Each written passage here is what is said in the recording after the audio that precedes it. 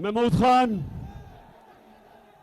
वज़ीर आला पख्तूनख्वा, मैं सबसे पहले आज आपसे अपील करता हूं कि एक बड़ा स्टेडियम बनाए दीर के लोगों के लिए। मुझे ये दरख्तों पे लोग, छतों पे लोग, सारी जगह लोग जो खड़े हैं, मुझे पता है पहाड़ी इलाका है, पता है पहाड़ी इलाका है, लेकिन कोई ना कोई जगह ढूंढ के पहाड़ी के ऊपर बुलडोज़र चला के एक बड़ा सा स्टेडियम बनाएं ताकि नौजवान खेल सकें। यहाँ हमारी पॉलिसी है कि अपने नौजवानों के लिए सारे पाकिस्तान में ग्राउंडें बनाई जाएं, खेलों की ग्राउंडें बनाई जाएं और कम से कम हर बड़े शहर में 2 या 3 बड़े स्टेडियम बनाए जाएं ताकि हमारी नौजवान आबादी खेल भी सके, क्रिकेटर्स निकल सकें, हॉकी प्लेयर निकल सकें और तहरीक इंसाफ अपने जलसे भी कर सकें। अच्छा जी, दीर के और सारे मुझे नौजवान नजर आ रहे हैं, थोड़े से मेरी तरह के बुजुर्ग भी नजर आ रहे हैं, बच्चे भी नजर आ रहे हैं। मैंने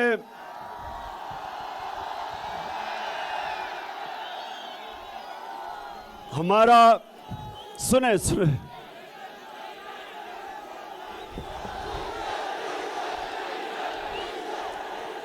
सुने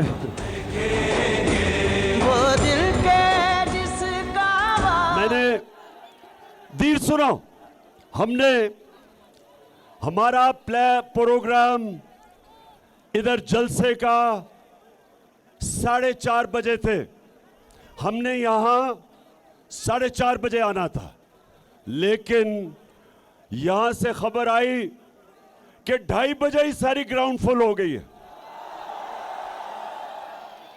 तो ये एक अल्लाह का करम है कि दोपहर की गर्मी और सारी ग्राउंड भरी हुई और लोग जुड़े खड़े, ये शो करता है, ये इससे वाज़ेह होता है कि सारा पाकिस्तान आज एक आवाज लगा रहा है कि इंपोर्टेड हुकूमत नामंजूर, इंपोर्टेड हुकूमत। अब नौजवानों सुनना मेरे से, आपको पहले बता दूं कि ये साजिश थी क्या।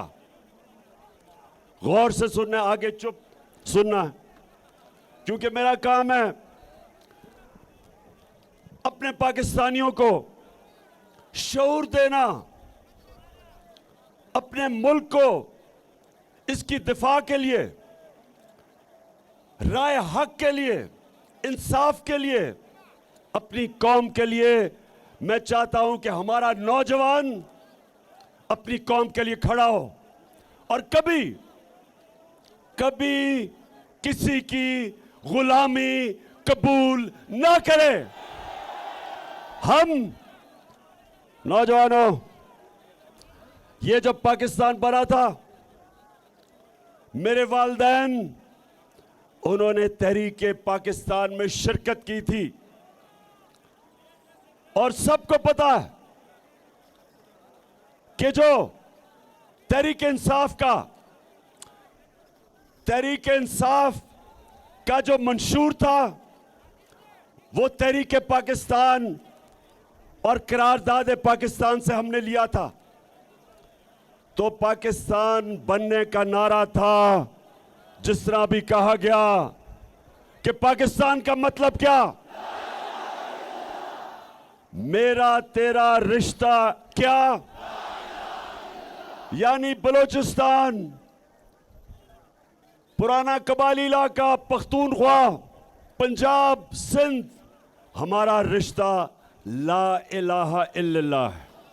ये हमें इकट्ठा रखता है, ये सारे पाकिस्तान को इकट्ठा रखता है। जो मुसलमान हिंदुस्तान में थे और जो पाकिस्तान नहीं आ सकते थे, उन्होंने भी पाकिस्तान को वोट दी, क्योंकि वो भी उनका हमारे से रिश्ता था, ला इलाहा इल्लल्लाह। तो नौजवानों, ला इलाहा इल्लल्लाह का दावा करना एक बड़ा बोझ है, आसान नहीं है। जब आप अल्लाह को कहते हैं कि अल्लाह तेरे सिवा मैं किसी के सामने नहीं झुकूंगा, नौजवानों ये बड़ा दावा है। ये एक छोटे इंसान को बड़ा इंसान बना देता है, इंसान में गैरत दे देता है, इंसान को पर लगा देता है, इकबाल का शाहीन बन जाता है। एक इंसान जो जमीन पे रींग रहा होता है, ला इलाहा इल्लल्लाह जब उसके दिल में आता है तो वो परवाज कर जाता है। तो इसलिए, और नौजवानों ये गौर से मेरी बात सुने, वो पाकिस्तानी हूं जिसने सारी दुनिया देखी है। इस नतीजे पे शुरू में नहीं मैं आया, मैं अपने तजर्बे से इस फैसले पे आया हूं कि जब तक हम अपने नजरिए पे नहीं उतरेंगे, जब तक पाकिस्तान जिस नजरिए पे ये बना था हम वापस उस नजरिए पे नहीं जाएंगे, हम कभी वो कौम नहीं बन सकते जो इलामा इकबाल की ख्वाब थी। इस्लामी फलाही रियासत, एक मिसाली रियासत जिसके लिए हमारे अजीम लीडर कायदे आजम ने जद्दोजहद की थी। इसलिए ये जो अमरीकी साजिश और अमरीकी साजिश के साथ इस्राएली और हिंदुस्तान की साजिश, इन तीनों ने मिलकर साजिश की। इन्होंने मिलकर बूट पॉलिश करने वाला चेरी ब्लॉसम शहबाज शरीफ को हमारे ऊपर मुसल्लत किया। उसको इसलिए नहीं लेके आए कि उसमें कोई काबिलियत थी, उसको इसलिए लेके आए कि जो हुक्म इसके आका करेंगे, जिनके ये बूट पॉलिश करता है, ये सारे हुक्म मानेगा। और पहला आपके सामने जो इसने हुक्म लिया आईएमएफ से, जिसके पीछे अमेरिका, पहला हुक्म लिया कि इस मुल्क में वो महंगाई की जो इस मुल्क की तारीख में जिसमें भी इंसानियत हो वो कभी नहीं कर सकता था। 60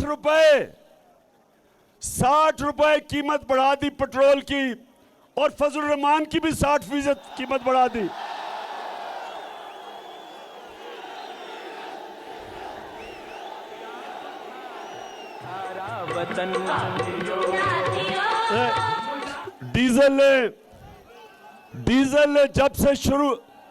डीजल को जब पता चला कि उसकी कीमत 60 रुपए बढ़ गई, वो उम्रा करने चला गया। उसने कहा पाकिस्तान से भागो। पहले ही डीजल की आवाजें लग रही थी, अब वो पब्लिक में कैसे जाएगा, वो उम्रा करने चला गया। और उम्रा करने भी भेस बदल के गया, क्योंकि मुझे शक है कि वहां भी लोगों ने देख लिया तो वहां भी डीजल की आवाजें लग जाएंगी। हालांकि हम उन मुकद्दस जगहों में ये कहते हैं कि कभी किसी पे आवाज ना लगे, लेकिन सुने, खामोशी सुने जरा। अब हमारी जब हुकूमत थी, हमें भी आईएमएफ ने जोर लगाया कि डीजल और पेट्रोल बढ़ा दो, बिजली बढ़ा दो, हमारे ऊपर भी प्रेशर था। लेकिन इमरान खान का जीना मरना पाकिस्तान में है, और उसके दिल में ला इलाहा इल्लल्लाह है। वो किसी के सामने नहीं झुकता, किसी से खौफजदा नहीं। जो मैं चाहता हूं नौजवानों, मैं चाहता हूं आप सब ये हो, कभी आपने किसी के सामने नहीं झुकना, क्योंकि ये शिर्क है। ला इलाहा इल्लल्लाह आपको गैरत देता है। और जब आईएमएफ ने हमारे ऊपर प्रेशर डाला तो हमें कहा कि 10 रुपए पेट्रोल की और फजल रहमान की कीमत बढ़ा दो, तो हमने 10 रुपए पेट्रोल और फजल रहमान की कीमत कम कर दी और बिजली की कीमत 4 रुपए यूनिट कम की। हमने क्यों की? क्योंकि हमें पता था कि आलमी महंगाई है, आलमी महंगाई है, सारी दुनिया में महंगाई आई हुई है, तो हम अपने लोगों को इस महंगाई से बचाएं। हमने और जगह से पैसे खींचे, हमने कोशिश की कि और जगह से अपना पेट काट के कम से कम हम अपने लोगों के ऊपर डीजल और पेट्रोल का इसलिए बोझ ना डालें, क्योंकि जब डीजल, पेट्रोल और बिजली जब ये महंगे होते हैं तो सारी चीजें महंगी हो जाती हैं, घरों में मुश्किल पड़ जाती है। तनख्वाहदार तबके का महीने का खर्चा वो निकाल नहीं सकता अपनी तनख्वाहों से, गरीब हो जाता है। जो रिक्शा चलाता है, जो मजदूरी करता है, जब वो तंदूर पे जाता है तो गैस से रोटी नान बनता है, तो वो सारी चीजें महंगी हो जाती है। आपकी ट्रांसपोर्ट महंगी हो जाती है, स्कूल की फीस महंगी हो जाती है। इसलिए हमने रोका हुआ था अपने लोगों को बचाने के लिए, और हम कोशिश कर रहे थे कि अपने मुल्क की दौलत में इजाफा करें। हम कोशिश कर रहे थे कि अपने मुल्क की दौलत में इजाफा और मुल्क की आमदनी में इजाफा हो, ताकि हम कहीं और से पैसे जमा करके लोगों का बोझ कम करें। हमने अपने दौर में, दीर के लोगों ये सुन लो, पाकिस्तान की तारीख में सबसे ज्यादा पैसा इकट्ठा किया, सबसे ज्यादा टैक्स इकट्ठा किया।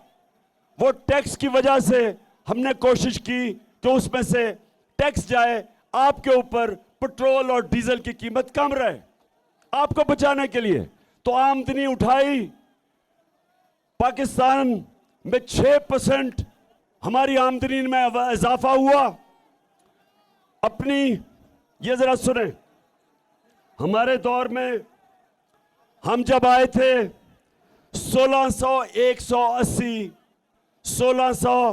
1680 औसत आमदनी थी। हमारे 3.5 साल के बाद 26,000 हमारे फिर से मैं बताता हूं, हम जब आए थे 16,180 औसत आमदनी थी, यानी अमीर गरीब के मिला के जो औसत आमदनी है वो 16,180 थी। हमारे 3.5 साल के बाद 26,300 औसत आमदनी हुई, 62% ऊपर गई, 62% ऊपर गई।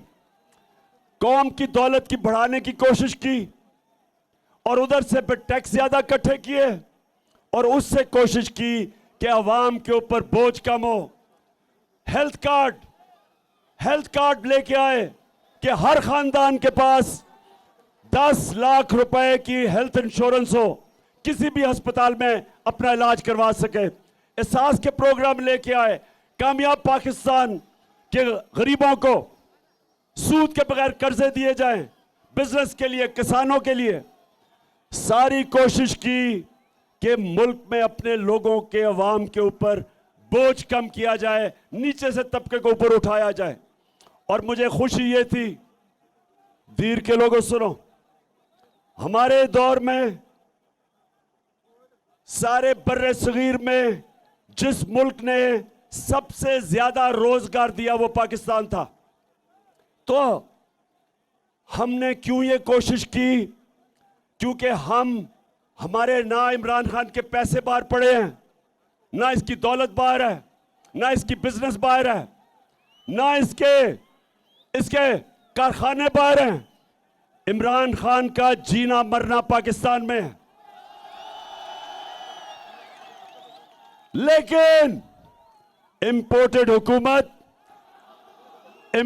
हुकूमत के सरबराह आसिफ जरदारी और शहबाज शरीफ और नवाज शरीफ, इन सारों के दौलत मुल्क से बाहर पड़ी है। इनके पैसे चोरी के मुल्क से बाहर पड़े हैं। आज रात को एक और तोहफा दिया इस इंपोर्टेड हुकूमत ने। पहले पेट्रोल और डीजल 60 रुपए लीटर बढ़ा दिया। अब रात के अंधेरे में 45% गैस की कीमत बढ़ा दी। 45% गैस की कीमत बढ़ा दी।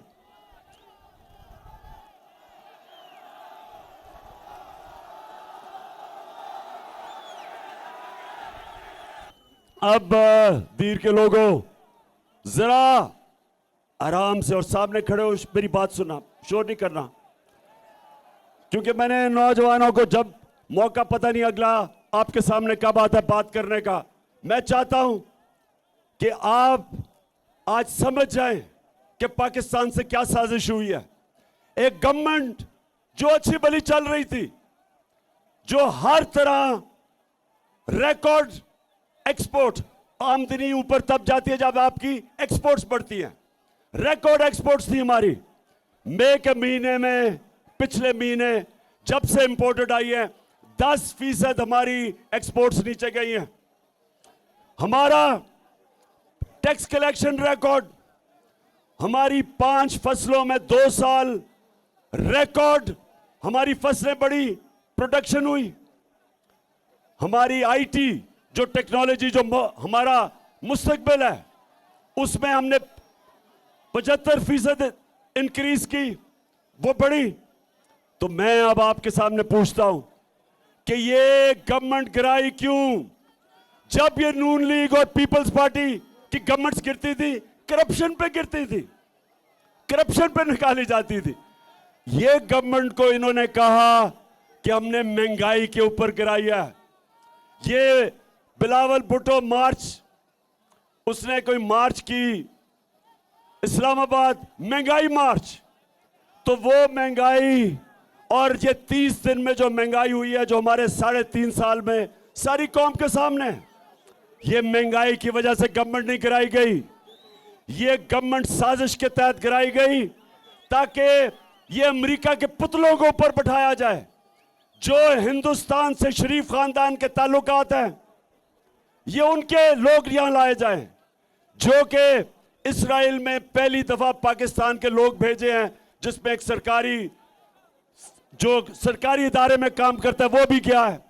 ये सारी कोशिश ये है कि जो एजेंडा हिंदुस्तान, इस्राइल और अमेरिका का है, वो पाकिस्तान पे नाफिज किया जाए और पाकिस्तान को एक गुलाम बनाया जाए। इसलिए नौजवानों, मैं आप सबके पास आया हूं। आपने सबने मेरे साथ चलना है।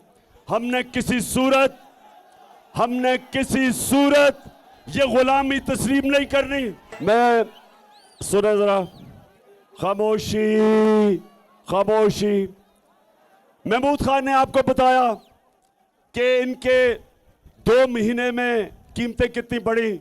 मैं जरा सिर्फ आपको अब गिना दूं कि आटे की कीमत, सुनते जाए जरा, आटा 38% बढ़ा, 38%। गोश्त, बड़ा गोश्त 20% बढ़ा।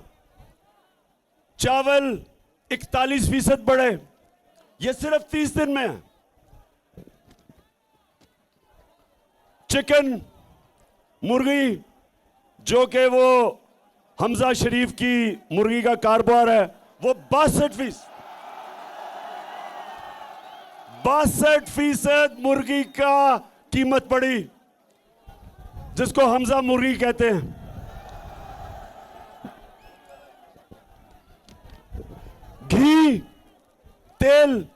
घी 50% बढ़ा। दालें, मसरूर की और दूसरी 21 और 22% बढ़ी। ये आम आदमी खाता है, ये आम आदमी के ऊपर बोझ पड़ रहा है।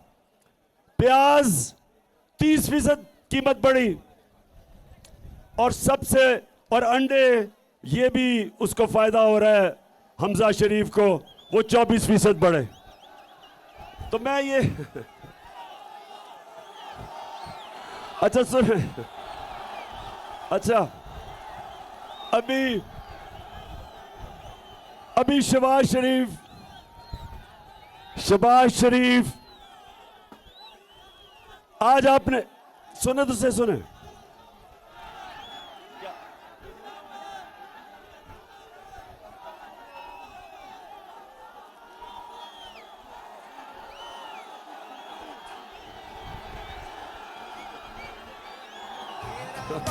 देखिए पहले मैं शहबाज शरीफ की बात कर लूं। आजकल उसकी आपने शक्ल गौर से देखी है, बहुत घबराया हुआ है, शक्ल पे अजीब सा खौफ आया हुआ है। कहता मुझे पता ही नहीं था कि क्या बारूद की सुरंगें बनाई हुई हैं। शहबाज शरीफ, मैं तुम्हारे से एक सवाल पूछता हूं अपने दीर के नौजवानों के सामने कि शहबाज शरीफ, अगर आपसे हुकूमत नहीं होती थी तो ये साजिश की क्यों? आज कह रहे हैं जी बड़ी मुश्किल हालात है, तो ना साजिश करते। आज कह रहे हैं जी इमरान खान की वजह से सब कुछ हुआ, तो इमरान खान को रहने देते। फिर तो जिम्मेदारी मेरी होनी थी। अगर इतनी साजिश करके बूट पॉलिश करके और अपनी शक्ल बूट के अंदर देख के इतने जबरदस्त तरीके से बूट पॉलिश करके अब इक्तदार में आ गए हो, तो अब जिम्मेदारी लो।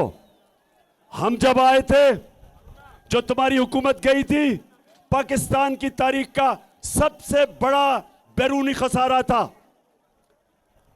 सबसे ज्यादा बिजली का खसारा था, जिसको कर्जा कहते हैं, सर्कुलर डेट, सबसे बड़ा था। आपने हमारे ऊपर इतने बड़े बारूदी सुरंगें बना के छोड़ के गए थे, लेकिन हमने अपने मुल्क को उठा लिया, मुश्किल से निकाल लिया। अब तुम्हारा काम है, साजिश की है, अब जरा ठीक करके दिखाओ, बजाय इधर उधर ना भागो, तुर्की ना जाओ, अभी यहां बैठ के काम करो। ये बजाय काम करने के कहते जी शहबाज शरीफ सुबह 7 बजे काम पे पहुंच जाता है, तो 7 बजे अगर काम पे पहुंच जाता है तो ये जो उसने अवाम का माशी कत्ल, जो महंगाई के समुद्र में अवाम को डुबो दिया है, क्या 7 बजे ये करने आता है ऑफिस? बड़ा हम सुनते थे, बड़ा जी शहबाज शरीफ जबरदस्त काम करता है। शहबाज शरीफ का काम सिर्फ इश्तिहारों में होता था, हर इश्तिहार के अंदर शहबाज शरीफ की शक्लें। असल काम अब पता चलेगा कि हमने एक मुल्क जिसका दिवालिया निकाला हुआ था तुमने, उसको उठा के हम ऊपर लेके गए। जब से तुम आए हो मुल्क तेजी से नीचे जा रहा है। आज जो बाहर के इदारे हैं जो मुल्क की माशियत के ऊपर बात करते हैं, ब्लूमबर्ग, मूडीज, जिसने पाकिस्तान की क्रेडिट रेटिंग माइनस कर दी है, आज वो इदारे कह रहे हैं कि पाकिस्तान की माइशत एक नीचे जा रही है तेजी से। आज वो बाहर के इदारे कह रहे हैं महंगाई के अलावा हमारा रुपया गिर रहा है, 200 रुपए पे डॉलर पहुंच गया है। हमारा जो फॉरेन एक्सचेंज रिजर्व्स जिसकी वजह से रुपए को रखते हैं वो नीचे गिर गए हैं। आज जो हमारी माइशत है वो उधर जा रही है कि मुल्क को खतरा है। हमने जो नेशनल सिक्योरिटी पॉलिसी बनाई थी पहली दफा पाकिस्तान में, उसने कहा उसके मुताबिक सारों से जब हमने बात करके बनाई थी, तो उस पॉलिसी के मुताबिक सिर्फ फौज मुल्क को नहीं हिफाजत कर सकती जब तक आपकी माइशत भी मजबूत ना हो। यह नेशनल सिक्योरिटी का इशू है। जिस तरह माइशत कमजोर होगी, हमारी सिक्योरिटी कमजोर होगी।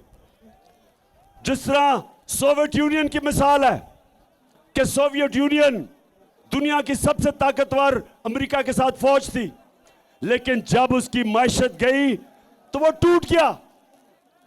हमारे सामने लेबनान, दुबई की जगह एक वक्त पे सारे दुनिया लेबनान जाती थी, दुबई की जगह। आज वो मुल्क बैंकरप्ट हो गया। 60% आबादी उसकी गुर्बत की लकीर से नीचे चली गई। तो मुल्क, अगर हम आज मेरी तरह के लीडर ना बताएं कि मुल्क किधर जा रहा है, हम अपने मुल्क से ज्यादती करेंगे। ये इस तरह है कि जिस तरह बाप आप अपने बेटे को कहता है कि अगर तुम ये रास्ता इख्तियार करोगे, तुम अपनी तबाही का रास्ता ले रहे हो। हमारा भी काम है ये बताना कि जो ये इंपोर्टेड हुकूमत एक साजिश के जरिए इस मुल्क पे मुसल्लत की गई है, ये मुल्क को तबाही की तरफ लेके जा रही है। 2 महीने के अंदर इन्होंने मुल्क की सारी माइशत भी नीचे और अवाम को भी कुचल दिया है। और इसलिए सवाल ये होता है, हम सवाल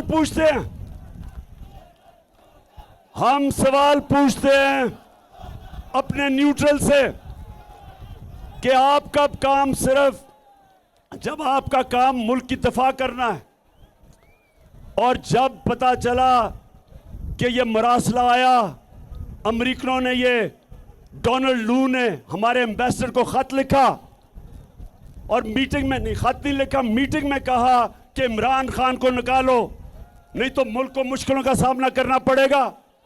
और अगर तुमने इसको अदम एतमाद में निकाल दिया तो हम तुम्हें माफ कर देंगे। ये जब नेशनल सिक्योरिटी काउंसिल के अंदर रखा गया तो सारे हमारी क्यादत थी वहां, फॉरेन ऑफिस, अस्करी क्यादत, पॉलिटिकल क्यादत, सब बैठे थे। तो जब नेशनल सिक्योरिटी काउंसिल ने यह कह दिया कि मुदाखलत हुई है, बैरूनी मुदाखलत हुई है, और अमेरिका की मजम्मत की गई, डिमार्च किया गया, तो फिर क्या हमारी जिनका काम है मुल्क की दिफा करना, क्या उनका काम नहीं था कि इस मुदाखलत के खिलाफ पूरी कोशिश करते, रोकते, बजाय न्यूट्रल रहने के? क्योंकि आज नुकसान तो पाकिस्तान को हो रहा है। आज हमारा मुल्क मुश्किल में है। ये साजिश के तहत जो हुकूमत आई है, इसने हमारे मुल्क का मुस्तकबिल अंधेरे में कर दिया। और इसलिए एक ही रास्ता है इससे निकलने का, और वो है साफ और शफाफ इलेक्शन। कोई दूसरा रास्ता नहीं है। दीर, आप तैयार हो? इलेक्शन के लिए तैयार हो? सारा पाकिस्तान इलेक्शन के लिए तैयार है। सारा पाकिस्तान चाहता है कि ये जो बाहर से इंपोर्टेड हुकूमत जो हमारे ऊपर मुसल्लत की है, इससे सिर्फ एक तरीके से पाकिस्तान को निजात हासिल मिल सकती है कि पाकिस्तान के लोगों को फैसला करने दो कि वो किस किस्म की गवर्नमेंट चाहते हैं। ये पाकिस्तान अवाम फैसला करे, ये वॉशिंगटन या इस्राइल में या हिंदुस्तान ये हमारा फैसला ना करे मुस्तकबिल का। हाथ खड़ा करके बताएं आप इसके साथ हैं।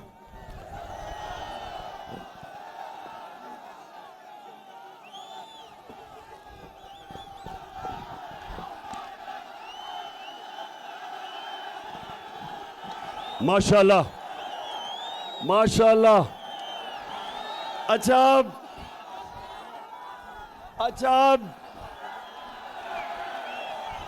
जी, सारी कौम की ये आवाज है। सारा मुल्क ये चाहता है कि इस मुल्क में अवाम की राय से हुकूमत बनाई जाए, कोई भी बाहर से हमारे ऊपर हुकूमत मुसल्लत ना की जाए। अच्छा दीर, आखिर में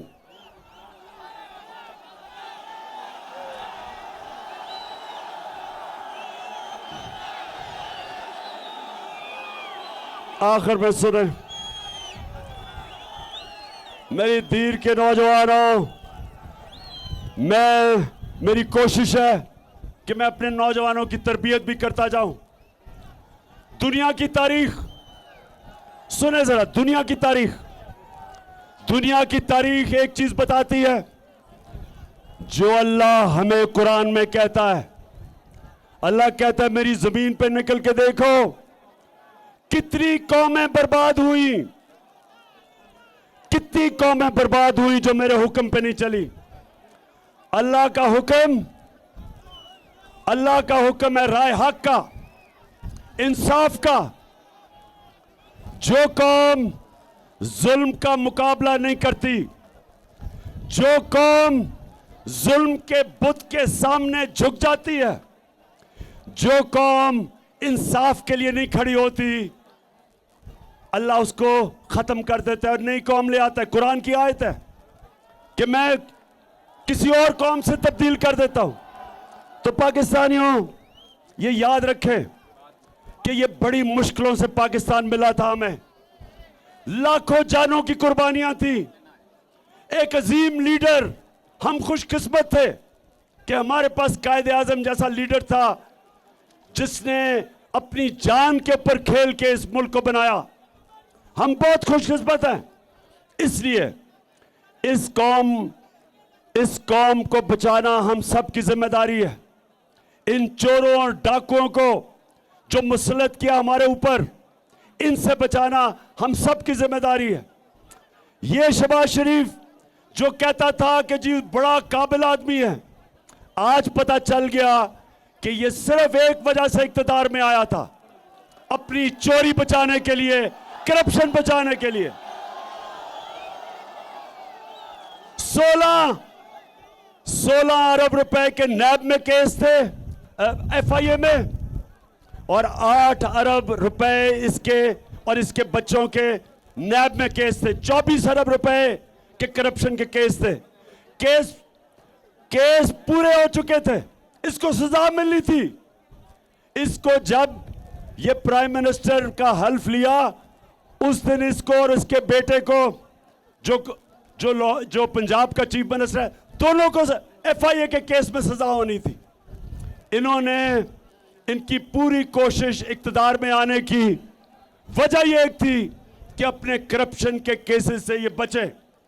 अब एफआईए के ऊपर बैठ गए और एफआईए के ऊपर इन्होंने तब्दीलियां की हैं, अपने ऑफिसर लेके आए हैं। शुक्र है कि सुप्रीम कोर्ट ने यह केस उठाया है और ये आज सारा पाकिस्तान देख रहा है कि क्या इस मुल्क में सिर्फ छोटा चोर जेल में जाएगा, क्या बड़ा डाकू इस मुल्क में हमारा इंसाफ का निजाम पकड़ सकता है या नहीं पकड़ सकता।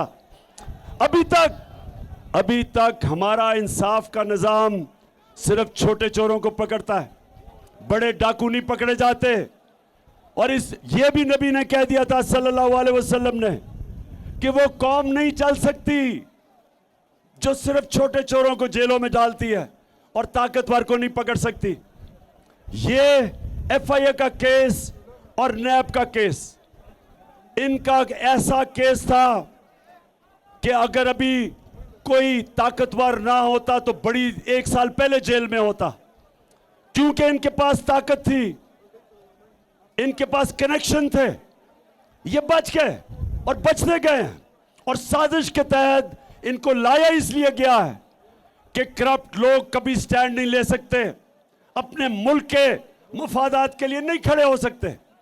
और दूसरी काम ये कर रहे हैं, इलेक्शन कमीशन के साथ मिलके ये पूरे तैयारी कर रहे हैं अगर इलेक्शन धांधली से जीतने के लिए। क्योंकि अवाम के अंदर तो जब ये निकलते हैं तो 2 ही नारे होते हैं,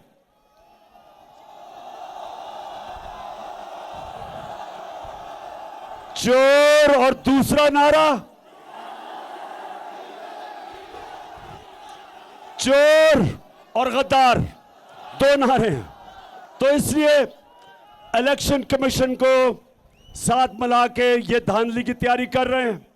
और तीसरी चीज, ये पूरा जुल्म, इन्होंने कभी भी, हमने ऐसा जुल्म नहीं देखा जो हमने 25 और 26 की रात के बीच में जो इन्होंने हमारे मुल्क में पुलिस को जिस बेदर्दी से इस्तेमाल किया, वहां औरतें थे, बच्चे थे, जिस तरह टीयर गैसिंग की, लोगों के घरों में रात को पुलिस से जा के जिस तरह औरतें और बच्चों, जिधर औरतें बच्चे थे उनकी भी फिक्र, चादर और चार दीवारी की, जिस तरह इन्होंने जिस तरह जुल्म किया, सारे पाकिस्तान ने देखा।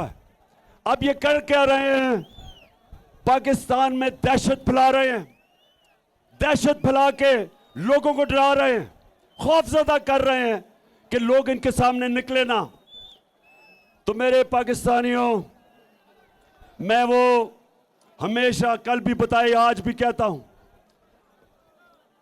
कि कूफा के लोग जब हजरत इमाम हुसैन निकले तो कूफा के लोगों को पता था कि हजरत इमाम हुसैन राय हक पे हैं, सच्चे आदमी हैं, सबको पता था।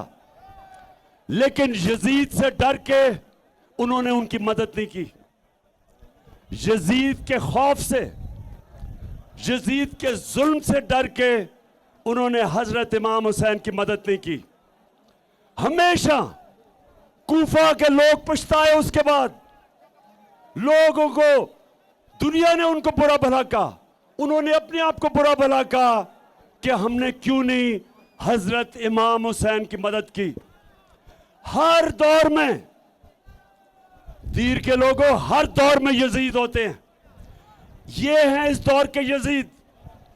और आपको सबको मैं आज कह रहा हूं कि सारी कौम ने अगर अब हक और सच के साथ ना निकले और इन यजीदों से डर के, इनकी दहशत से डर के, खौफ के बुत के सामने झुक गए, तो तारीख हमें माफ नहीं करेगी, जिस तरह तारीख ने कूफा के लोगों को कभी माफ नहीं किया। आपके आने वाले नस्लें आपको माफ नहीं करेंगी। मैं अपने सारे पाकिस्तान को कह रहा हूं कि यह वक्त है इनके सामने खड़ा होने का, इन डाकुओं के, चोरों के और अमरीकनों के नौकरों के, इनके खिलाफ खड़ा होने का यह वक्त है। और इंशाअल्लाह मैंने ये फैसला किया है कि ये मेरे मुल्क के लिए जहाद है। हर आखिर तक जाऊंगा इनका मुकाबला करने के लिए, आखिर तक जाऊंगा, जब तक मेरे में दम है इनका मुकाबला करूंगा। क्या आप भी सब हाथ खड़ा करके सारी जगह बताएं कि आप सब तैयार हैं? मेरे साथ निकलोगे आप सब?